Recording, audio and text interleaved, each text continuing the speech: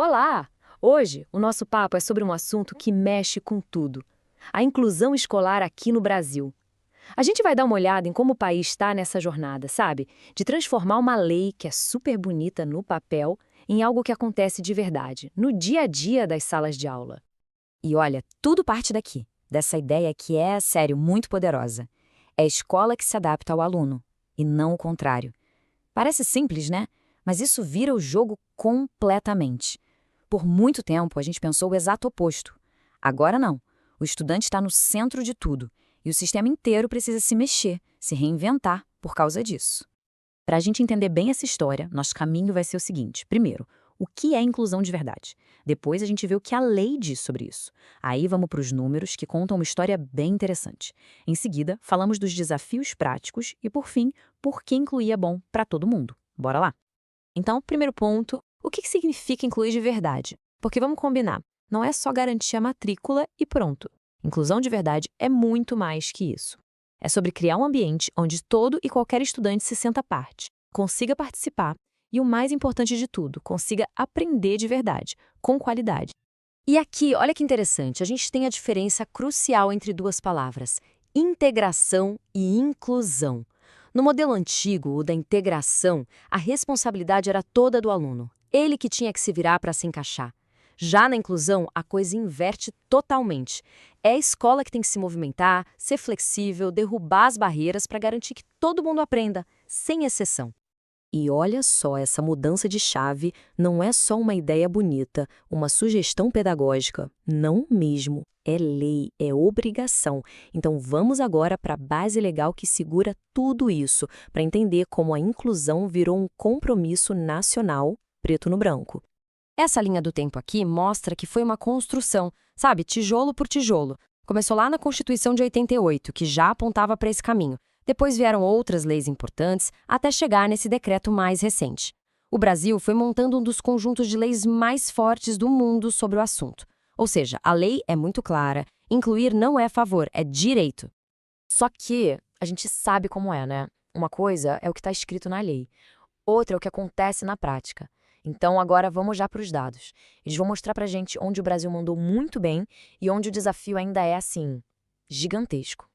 E o primeiro número, olha só, é motivo de comemoração.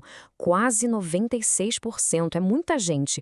Quase 96% dos estudantes da educação especial estão matriculados em salas de aula comuns, segundo o Censo Escolar de 2024. E isso é um recado claro. A política de colocar todo mundo na mesma escola deu certo. O acesso, em grande parte, foi conquistado. Mas é aqui que a história começa a complicar. Esse gráfico mostra o pulo do gato, a grande questão. Porque beleza, os estudantes estão lá, matriculados. Só que só um terço das escolas que recebem esses alunos oferece o tal do atendimento educacional especializado, o AEE. E esse é o suporte pedagógico essencial para eles. Então o ponto é, a gente está incluindo na matrícula, mas o apoio de verdade, aquele que faz a diferença no aprendizado, ainda não chegou para a maioria. Ok, e aí? Como é que a gente sai desse nó? É exatamente sobre isso que a gente vai falar agora. Vamos mapear quais são as barreiras que estão travando o sistema e pensar num plano de ação em soluções para fazer a inclusão sair do discurso e virar realidade de vez. E as barreiras são de vários tipos, viu? Tem as atitudinais, que vêm do preconceito, daquela ideia de que, esse aluno não vai conseguir.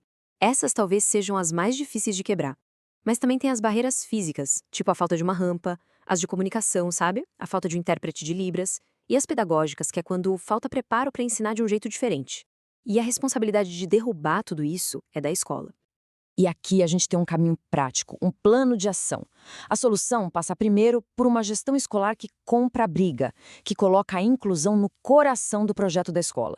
Depois, precisa ter o AEE funcionando de verdade. Tem que ter formação constante para todo mundo, do porteiro ao professor. E, super importante, criar uma rede de apoio que junte a escola com a saúde, com a assistência social. Ninguém faz isso sozinho. E para a gente ir fechando nosso papo, vamos dar um passo para trás e olhar a foto inteira.